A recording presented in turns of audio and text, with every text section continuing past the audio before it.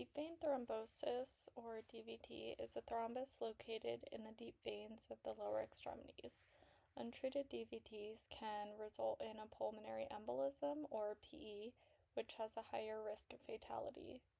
Virchow's triad is three factors that can contribute to the development of a venous thrombus. These include venous stasis, venous injury, and activation of blood coagulation.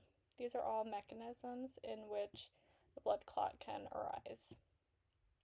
A good example of all three is a patient with atherosclerosis who has been hospitalized for multiple days, who has not been taking their anticoagulant, and is not on any DVT prophylaxis during the stay.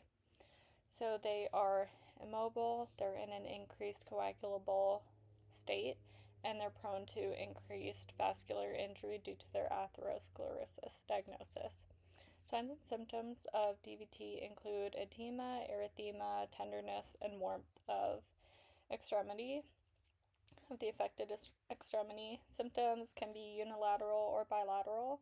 Clinicians decide to test for DVT in those who are increased risk of the mechanisms mentioned before and who have signs and symptoms that align with those of a DVT. There's increased risk for patients with clotting disorders, those with previous thromboembolus, those who are older than 65, pregnant, or have undergone major surgery, also those who are immobile. Another method clinicians can use to decide whether or not to test is the Wells score. This calculates the risk a patient may have a DVT based on clinical criteria. So one criterion is if there was a previously documented DVT. If yes, then the score increases by 1 point. When completing the test, it calculates if the individual is at a low, moderate, or high risk for DVT. Clinicians can also look up the positive likelihood ratio for those symptoms relating to DVT and see if the patient exhibits any symptoms that have a high positive likelihood ratio.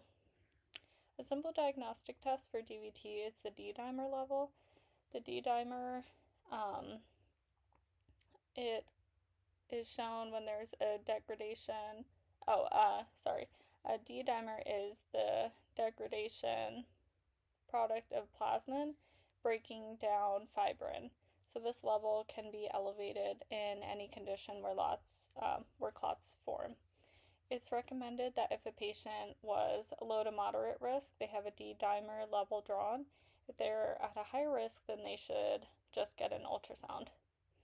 So if a patient has an elevated D-dimer level, then they test positive.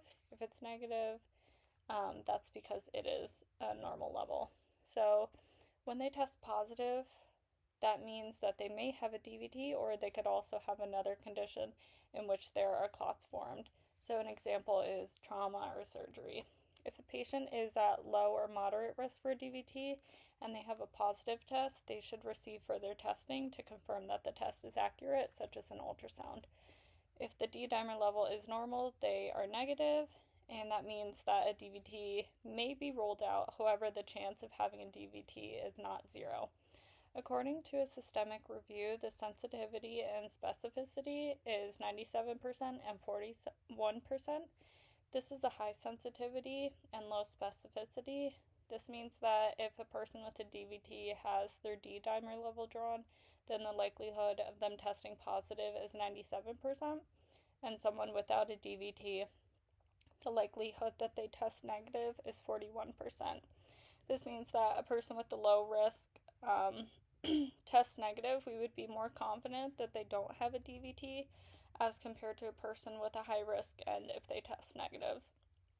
So it's important not to rely too heavily on tests because we are treating the patient and not the test results, and it's important to be self-aware of any blind obedience and not to just rely heavily on the test, whether the results are positive or negative.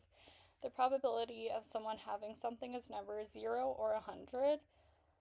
As I mentioned before, if a high-risk patient has a negative D-dimer, we cannot confidently rule out a DVT as there are false positives.